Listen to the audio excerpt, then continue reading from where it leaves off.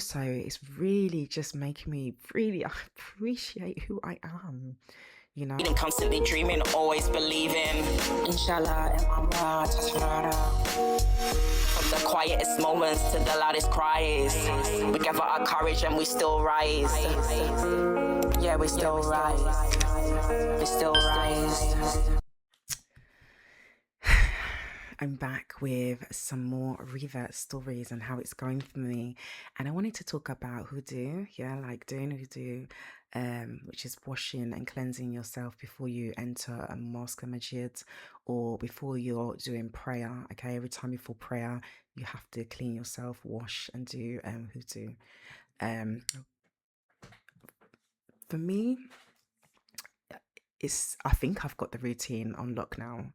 Okay, but I'm still learning, so you know what I mean, put me next to someone that knows, we'll soon find out. But I've been watching a lot of videos. I found that the easiest way to learn was to watch videos like on TikTok and YouTube. Okay, but one of the things I wanted to discuss, because I've recently done a video about wearing a hijab, and how like I love hairstyles, I love doing up my hair, although it's becoming a very easy transition for me, just how much it's made me appreciate my natural qualities and beauty, and not put so much emphasis on certain things. So one thing I thought I'll come on here and talk about was, because I did mention that I do like to wear a bit of makeup, okay? So I want to talk about nails and makeup, and anyone that knows me from my other channel knows I love to have my nails done. I have cute nails, um, sometimes all nail polish, and I like a little bit of makeup sometimes, you know. So that has been something that has been at first a bit of a challenge, I won't lie, you know, because those of you that don't know, when you are washing your hands and doing wudu, you need to not have any barriers. So that is like cream, makeup, nail polish, fake nails. It basically is a barrier, so it means you haven't really cleansed yourself correctly, okay? And personally, I believe that means, I said I'm still learning, that my prayer would not be valid. Okay. So like, yeah, I have to make sure that my nails are always bare, which they are at the moment. Um, there is certain times when you can like wear nails. Um, in my opinion, the times that I would wear my nails is during my menstrual cycle, because we do not have to go to the mosque or pray during that time. So I suppose that's the window of opportunity for me to wear my nail polish and be like, all right, you know.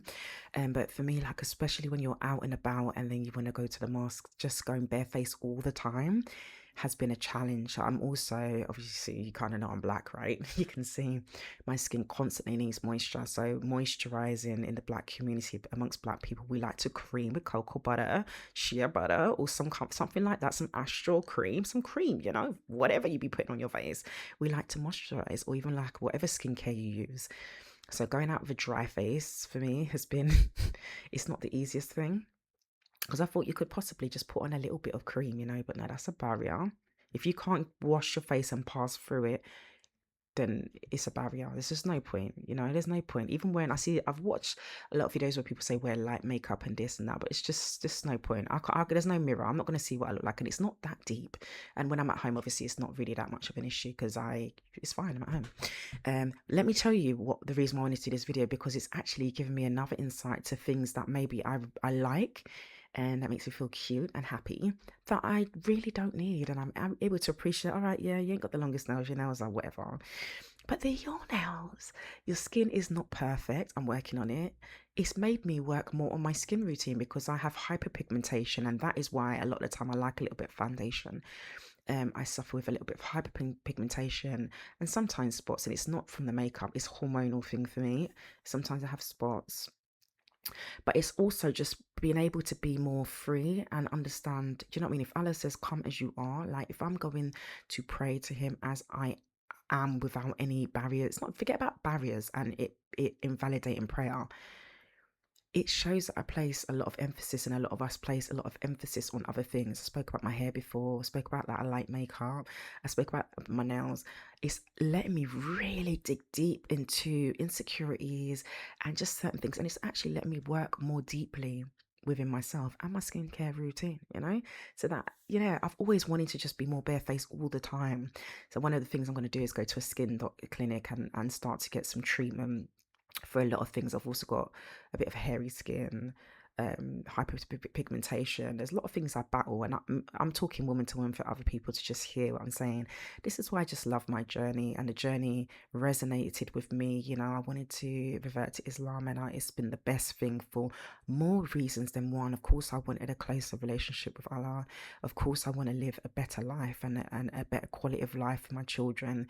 But also, it's really just making me really appreciate who I am, you know, and not worry about people's opinions, which you know what I mean. I always say unapologetically, I don't wait for self-validation. I don't care about your opinions, but I had an insecurity about my hyperpigmentation and certain things, and I like to wear cute nails, um, you know, and nail polish, and even down to your toes as well, can't be painted.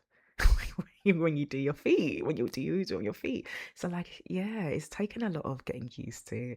I was talking to my friend and he was just laughing at me because he knows actually it's my thumbnail design. I was like, I get my nails, my makeup. And we just laugh about it, and I can just look back on it now and laugh at it. You know, it's fine. It's helping me to dig deeper within.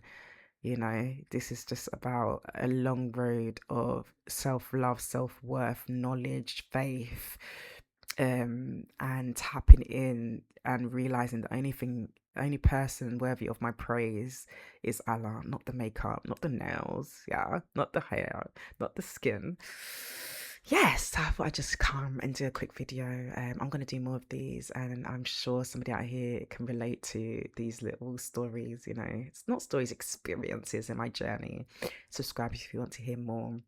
I appreciate you all so much for your lovely, wonderful comments and being part of the Muslim community. I don't like to say Muslim community. My Muslim family is just so amazing. It really overwhelms me in the sense that I know everyone's so loving. I've always known that. That's why I've gravitated to this, you know, even more towards Islam. But I'm just like, cannot believe the love. So overwhelming. So big up to all of you. I'll be back. Y'all. I'll be back. Thanks for watching. Bye.